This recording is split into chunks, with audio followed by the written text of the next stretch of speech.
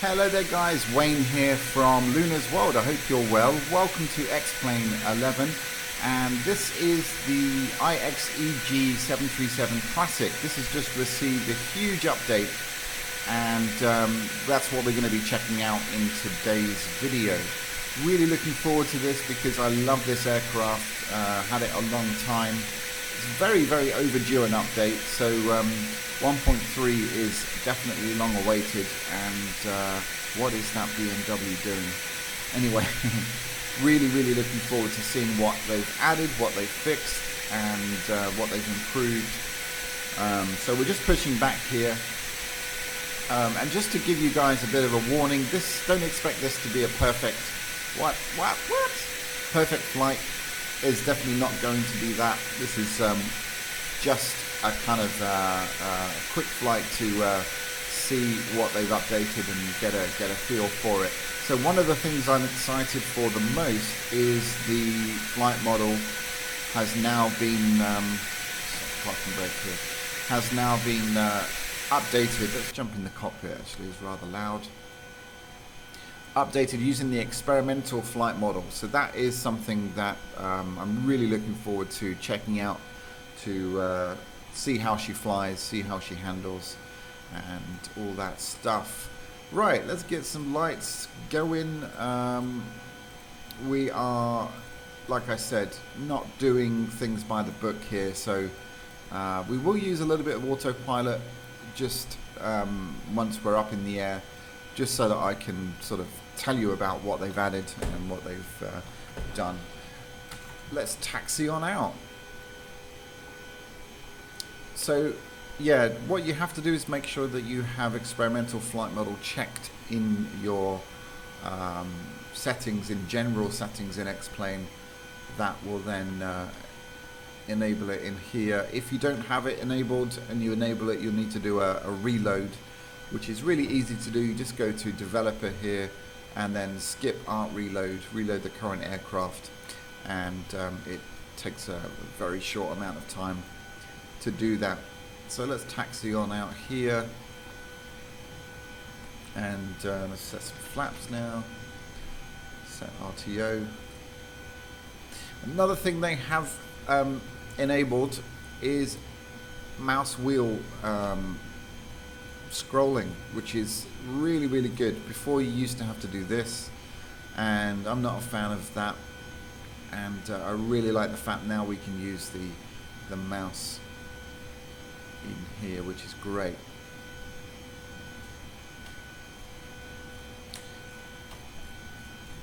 Alright, let's get things sorted out then. Looking forward to seeing how this flies up in the sky. The ground handling has been adjusted as well, especially on the runway. We now have more accurate runway bumps and things during the takeoff roll. So yeah, let me just set my heading here. Parking brake. Let's set our altitude to about 3,000. Let's set our speed about 198. That'll do. Right, flight directors are on.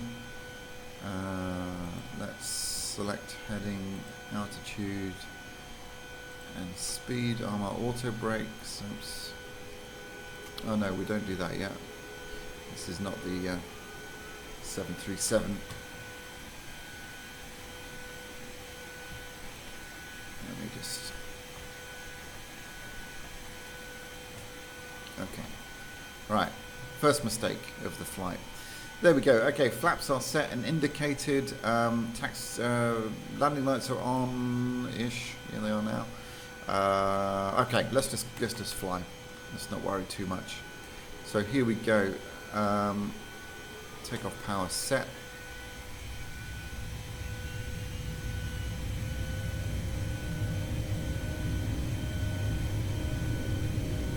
Airspeed alive. 80 knots.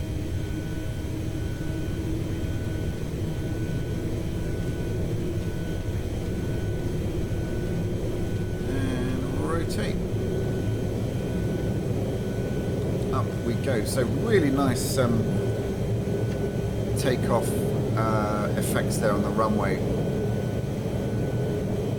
Gear going up. Great sounds as well. I feel like they've updated the sounds. There's no mention of that, but it sounds fantastic.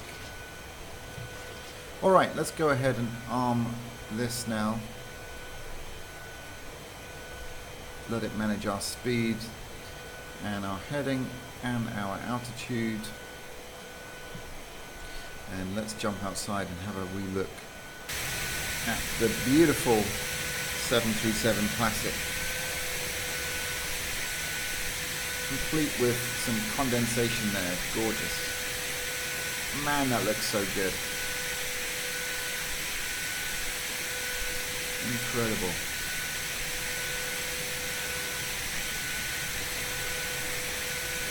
Now we've got the winglets here, so that's something they have remodeled. Looks pretty good to me. Don't know that I would have noticed that. So let's talk about some of the bugs that have been fixed. So stop brakes helping with turns if no rudder pedals are installed. So if you didn't have rudder pedals, when you hit the brakes you would often get, well, it would move to the left and right, obviously the differential braking. Look at that. Oh, beautiful, beautiful. So that's now fixed. Fixed turn-off lights lighting up the MCP. Again, I didn't notice that particularly. Fixed the standby power logic. Let's jump back in cockpit here. Why are we getting don't sync?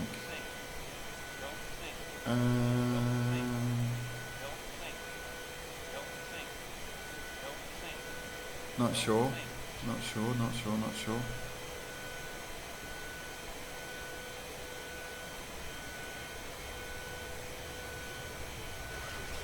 Shouldn't be. Alright, let's fix it anyway.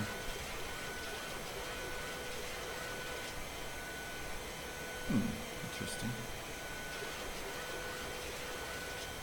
Yeah, where was I? So, disabled engine reverse thrust when the fire handle is pulled. Now, again, I don't particularly remember that as a bug, but I wouldn't have maybe done that very often. Removed option for show vortices, which don't work with X-Plane 11. Fixed stall warning test. Fixed external view not accessible if watching a saved replay. So that's actually pretty significant. If you, let's just start a turn here. You know, if you create videos like I do, sometimes cinematic videos, you know, you need replays to work and display things properly. So that's cool. Right, here is the improvement. So the big one is adjusted flight model to work best with the new experimental flight model option in X-Plane 11. So that's pretty big. And I'm looking forward to hand flying it in a second once I've gone through a few of these updates. Okay, switched ground model to default for X-Plane 11 users. Better handling of engine failures. Adjusted runway shake. Adjusted sensitivity to altitude and vertical speed manipulators when mouse dragging. Increased intensity of landing, taxi and runway turnoff lights. Updated polishing of the 3D cockpit. So things have improved in here. They already looked pretty decent, but they've changed some of the texturing in here. I can notice here this looks kind of a lot smoother than it did before, so that looks really good. Start another turn here. Okay, removed, updated shape of optional winglets, so we'll have a look at that. Remove logo light lens if winglets are enabled. It was still peeking through in places. Updated mesh of engine and fan animations. Improved representation of flight controls. Gear lever and weird sounds in cockpit during replays. Yeah, so that is something I do remember actually. Let me just go flaps up here. I definitely remembered sort of experiencing weird sounds in the cockpit during replays. So things like the speed brakes whining and making weird noises. So they've also enabled a basic hot start functionality if you introduce fuel too early. So that's cool. And improved windmilling start behavior. So that's also something they've added.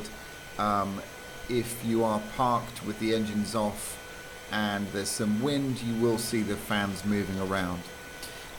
So that's all cool stuff. So yeah, so things that they have added, grab and move around flashlights. So now we can manipulate these, including the map light as well. Mouse wheel support, as I mentioned. Some FMC stuff. Added option to disable and assign a pop-in button for your IXEG menu. Presets, view presets as well. Ability to adjust the yoke height. That's cool. Engines are now yeah. So there we go. And also now, of course, AvTab. This looks like an iPad Pro as well. So very nice. AvTab integration. So a bunch of stuff. This is a big update, guys. It really is. I'm going to disable the. We'll keep auto throttle on, and I want to just hand fly this a bit, get a feel for it, so I can tell you guys about the flight model. I mean, I can actually notice straight away, even though I haven't flown this aircraft for quite some time, I am very familiar with it because, well, I've just flown it a lot in the past, and this feels so far absolutely brilliant. It already was pretty good, but I think now that they've employed the let's just start altitude alert. Let's just reduce that down to our target. That'll do. What was I saying? Yeah, flight modeling really does feel great. And one thing you'll probably notice is the ridiculous frames I'm getting. 64 frames in this built-up area, LA, in this complex aircraft. I mean, that is pretty impressive. And very smooth, apart from when I turn the hat switch, but very, very smooth. Otherwise, look at the amount of detail down there. Crazy. So really good, really impressed with that. So optimized really well.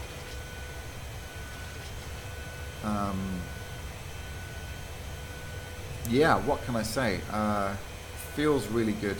Feels really good. Let's jump out. I want to have another look at the winglets and see if I can notice any difference there. Let's check it out.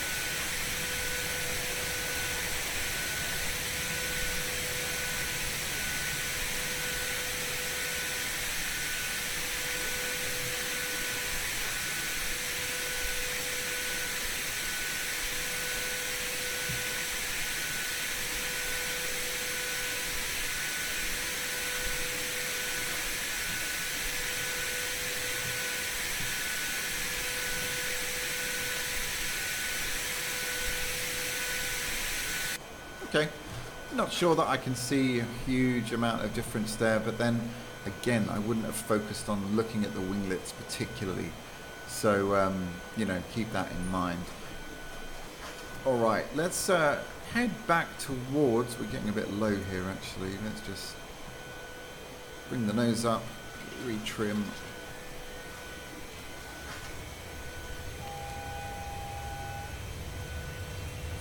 Altitude warning there, that doesn't matter. Alright, and there's downtown LA, so LAX should be have a quick look on the map here. Where are we? Okay, yeah. Good stuff. Alright, so we'll get this thing kind of set up for a landing. Let's go flaps 1. And we'll start to slow this down. Let's go gear down.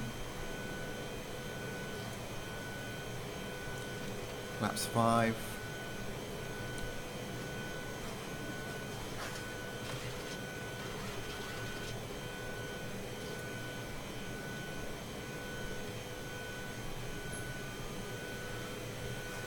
Flaps 15. We should see the airfield now. Yeah, I think we've probably overshot it. Never mind. Let's just watch our altitude here, busting it all over the place. Ignore the flying, as I mentioned. Just kind of want to get a feel for it.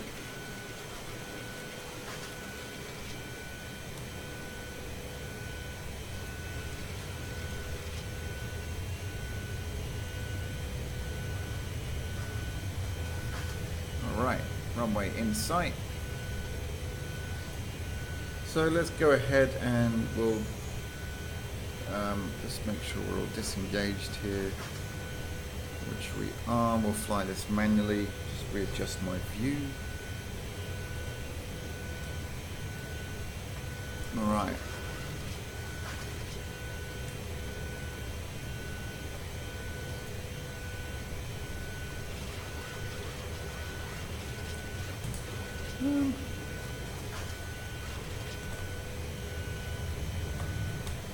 Okay, that's better. Right, speed brakes out. My auto throttle seemed to get a bit stuck there, so now we're way too high. So let's just do something a little bit unrealistic, which is go full speed brakes and flaps 30 at this premature moment, and we'll go for this steep dive. Ready for our landing. Let me just cancel this. 2500. Sorry about this, guys. Needs must.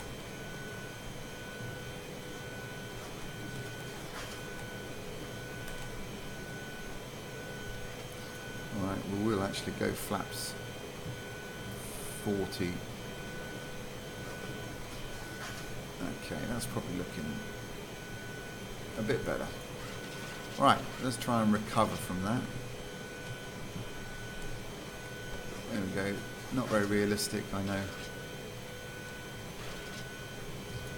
Alright, speed coming down nicely. 1000. Speed brakes retracted. Retrimming. Okay, good. Right. A little bit of power to just slow that descent rate. Speed coming down too slow now. Let's just correct that. Speed very slow. Come on. There we go. Alright. That's better. I think we're stable. Just about.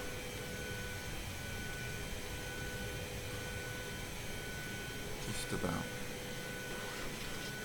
Now we're a little bit too high. So making tiny minor adjustments here. The speed. A little bit of wind I can feel.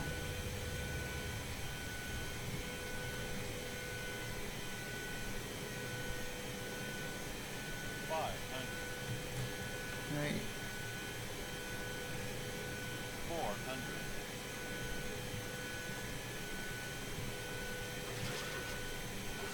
300.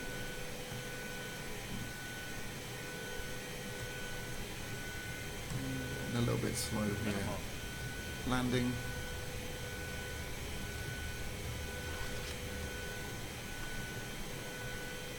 100.